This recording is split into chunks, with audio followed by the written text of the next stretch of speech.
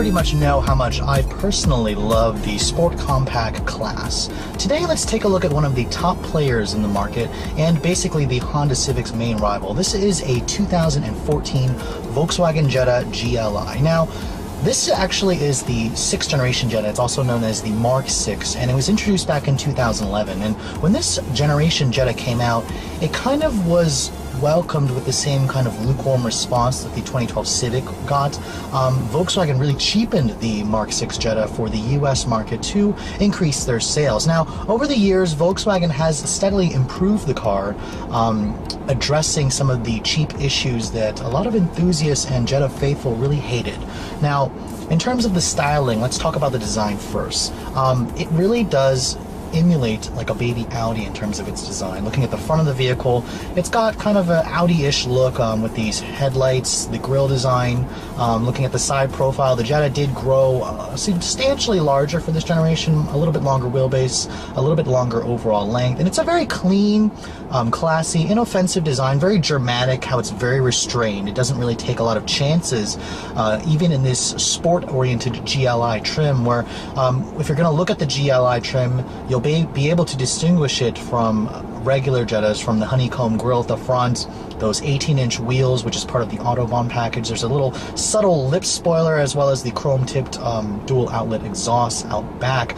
And of course, for 2014, there are new LED taillights for the GLI and hybrid trims only. Speaking of the Jetta, what you're probably wondering is what kind of changes has Volkswagen made to this thing over the years? Well, in 2012 is when they actually brought the GLI nameplate back, and then they addressed some of the issues that this generation Jetta had. The GLI, for example, has independent rear suspension. It has the soft touch dashboard inside the interior. It has the red painted brake calipers. The GLIs have four-wheel disc brakes, where some of the lower trim Jettas will have drums in the back. But, you know, for 2013, Volkswagen did introduce the hybrid.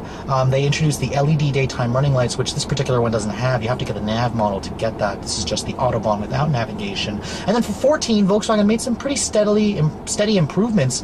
They replaced the 2.5-liter 5-cylinder with a 1.8 turbo. I'll save that for another review. However, the GLI got a 10 horsepower bump. It still uses the same 2-liter turbocharged engine from the GTI. It now makes 210 horsepower. So let's get out on the road and figure out and see if that 10 horsepower boost makes a difference. But for now, let's take a look at what's going on the inside of the 2014 GLI. Now, stepping inside the cabin of the all-new GLI, you can see it's very restrained. Just like the outside, this is pretty typical German stuff here. Lots of black, some silver-painted accents here and there. But of course, when you want to step inside the vehicle, it's a very easy step in. This is a compact sedan, which Volkswagen likes to point out that the Jetta pretty much offers as much space as your typical mid-size car. Now, the Jetta GLI is available with push to start. The button would actually be right here if you're going to have it. However, you have to upgrade to the GLI Autobahn with nav. This is just the regular Autobahn, so this is Volkswagen's traditional flip-style key. Doesn't have push to start, so you have to insert the key in the ignition. Typical Volkswagen chime here. The gauges pretty much look like every other Jetta, with a little bit more of a higher top speed on the speedometer.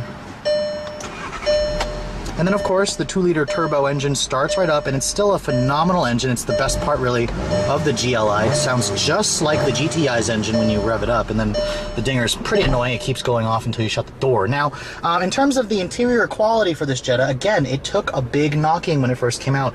Volkswagen cheapened the interior. However, they've steadily improved it for 2014. Pretty much now, if you go only for the S or SE models, they'll have the hard touch dashboard, but everything SCL and above, GLI, TDI, they'll have the soft touch dashboard with the nice high quality graining. This is basically what you should expect in a VW product. The old Jetta had a decently nice looking dash, but it was hard touch plastic. Some faux silver painted plastic here, and then some nice aluminum trim around the vents here. Now, unfortunately, the door panel material, this is pretty much the same hard touch plastic that was on the dashboard of the regular, base model Jettas. I'm a little disappointed to see that this hard plastic. I mean, when I rest my elbows here, this is or when I have the windows down, this is where I'm going to rest my elbows, and it's hard touch. Luckily, this is nice and padded here with the same leatherette material that's on the seats.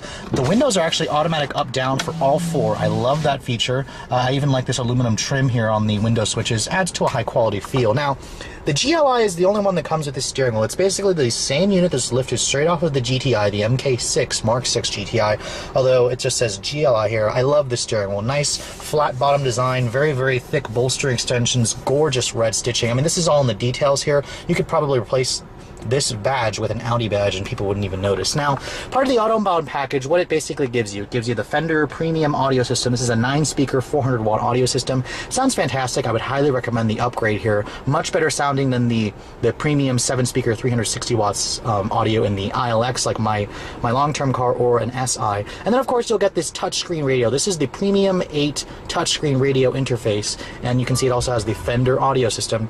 The GLI Autobahn also rolls in the dual-zone automatic climate control, the heated seats, the faux leatherette, VTEX leatherette seats, as opposed to the half cloth, partial leather, or VTEX leather in the regular GLIs. I love the seats, very nice bolstering extensions. They hold you in place in the corners, very, very comfortable as well. You can see the red stitching is accented everywhere. And then, of course, this is the 6.5-inch touchscreen radio display. It doesn't have nav. If you guys go for the nav model, you're actually going to be downgrading to a smaller 5-inch display, but that does give you a backup camera. Unfortunately, this car, when you put it in reverse, there is no backup camera, which is a little bit weird to me.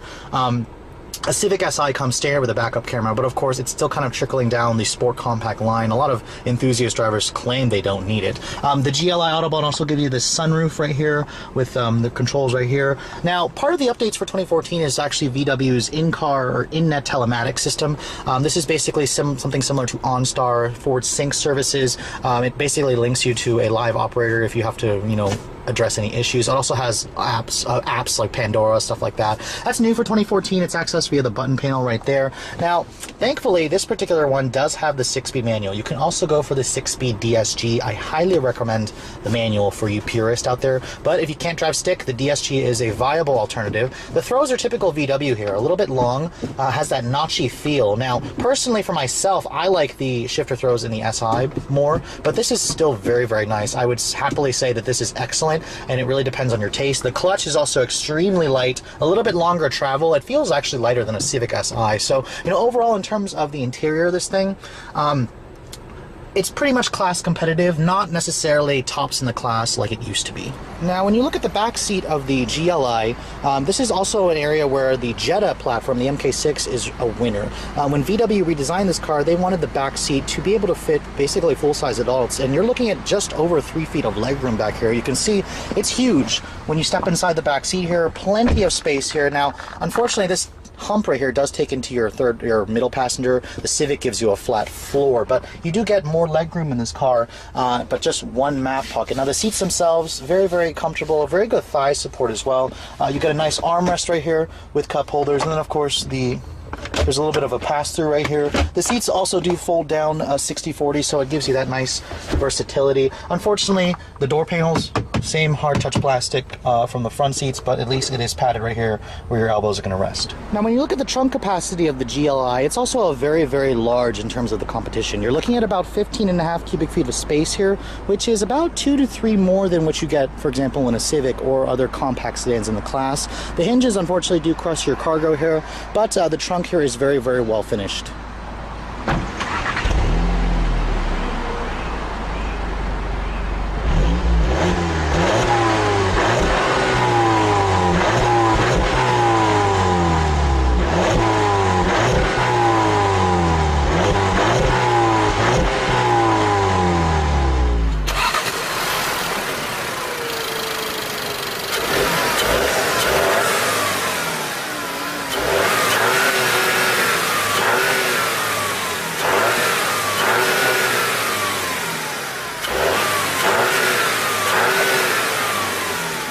taking a look underneath the hood of the 2014 GLI, you're going to find Volkswagen's familiar 2-liter turbocharged TSI engine. This is basically the same motor that you find in the GTI, although for 2014 it got a nice power bump, 210 horsepower as opposed to 200 and 207 pound-feet of torque.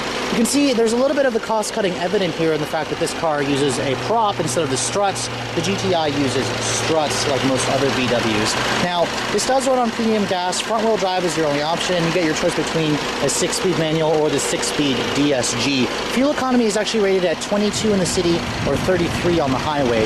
Pretty good numbers, pretty much tops in the class, but let's get on the road and figure out how that 6-speed manual feels and how this thing drives. Now, I've showed you guys the Mark 6 GTI multiple times. I've shown it to you in a 6-speed manual model, which we had as a 2010 long-term fleet, and a DSG model a couple times, but I haven't actually shown you the sister vehicle to that car, which is basically the GLI, the sedan version. Now, VW says they tuned this to be a little bit softer, a little bit more comfortable for daily use. Let's find out if that's the case, and let's also find out if it still has that sportiness that the GTI is known for.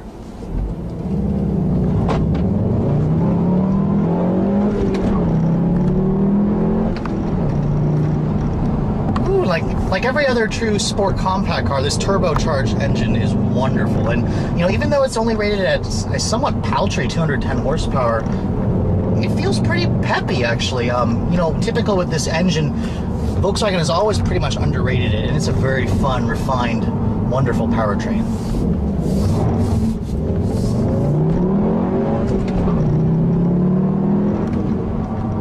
Now, surprisingly, even though this is the same engine as the GTI, it sounds a little different in the GLI. The exhaust system in this car is a tad different, a smidge different, and it actually almost sounds like the 5-cylinder engine when it's pulling. It's not necessarily a bad sound, I just prefer the noise that the GTI made. It was a little bit of a deeper exhaust burble. This is a little bit weird. It's got that characteristic wail, which some of you may like it, some of you don't. I always thought the 5-cylinder sounded odd. Not necessarily bad, just really, really odd. Now, in terms of the steering, it feels a little bit lighter for sure. It feels a little bit softer. Everything's kind of tailored back. It's not as focused as the GTI. This car is definitely a little bit softer. And, you know, I'm not sure I really like that. Honestly, for a little bit more money, I would rather have the GTI. It's a more focused sport compact, and I also like the fact that it's a hatchback. But of course, Americans, in their taste, we don't like hatchbacks, apparently. We like sedans. Europeans like hatchbacks. Personally, I like hatchbacks, but, you know, in terms of the rest of the driving dynamics of the GLI, I do appreciate the softer ride quality in this car. It makes for a much more comfortable daily driver. The back seat is a little bit bigger. In terms of interior space, this doesn't feel much roomier, though. It feels about as wide. This car is a little bit longer than the GTI, so I do appreciate the fact that the GTI is a little bit smaller. It's a little bit more nimble. Now, in terms of how this car compares to its main rival, a Honda Civic Si, or even our long-term ILX, this actually feels a little bit more refined, surprisingly. The ride is softer, but in terms of quietness, I actually would have to say it's about the same. The only thing that the ILX has is more road noise, or I'm sorry, more engine noise, but that's something that I genuinely like. Some of you may prefer the more subdued voice of this, or growl of this turbocharged 4-cylinder, which I must admit, it does fade away into the background when you don't want to hear it. That's something that the ILX or even the SI has. The engine's kind of always around, you're always hearing it. And then, of course, I do like the deep reserve of torque that this turbocharged engine gives you, for sure. Now, in terms of the visibility, this car is also quite good. You have pretty big side mirrors here, a pretty good view out of the back. There are no weird shapes or designs or, you know, sloping roof lines that a lot of other you know, stylish sedans give you. So you have a very nice view of the road, and even from the, you know, from sitting from the driver's side here, the hood is nice and low, and it's just really easy to drive this car. It's really easy, it's really fun to drive, and I can see why the GLI is still tops in the class in terms of the sport compacts on the market. Now, let's talk about the 6-speed manual shifter. Now, this is basically a case of your word versus mine. I personally like the snick feel of the shifter you get in the Honda Civic Si more, or even my ILX, but that's not to say that this is a bad shifter. I actually do like this shifter a lot. I love the stubby little knob, or the fatter, thicker knob that this one has as opposed to the small one that the Si has. It also has a little bit of a longer throw. I would prefer a shorter throw, and I do like the clutch in this car. It engages pretty much right in the middle of the travel, right where I want it. It's also extremely extremely light, so you know, getting stuck in traffic in this car, it wouldn't really be much of a problem.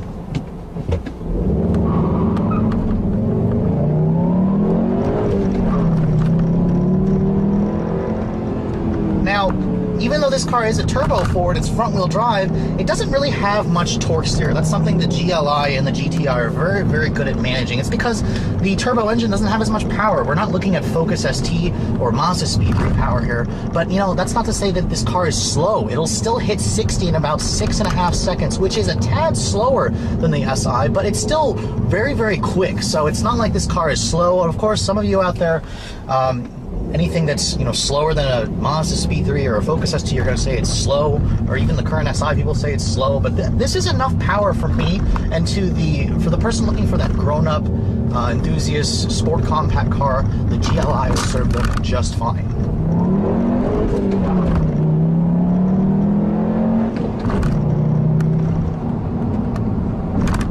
Now we're coming up to the conclusion of this video, and I have to say the GLI is still a pretty impressive car.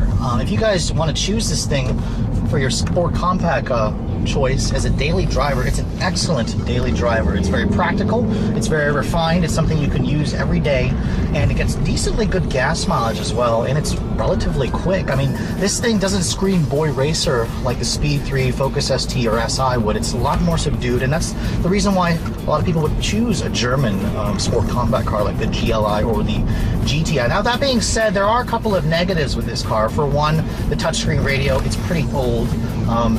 Volkswagen's got a newer system coming out in the GTI. The interior of this car, while I applaud them for the soft touch dash, it's still pretty cheap compared to some of its competition. Even the 2014 SI has a little bit of a nicer looking interior, and the materials are a little bit nicer, a little bit more soft touch.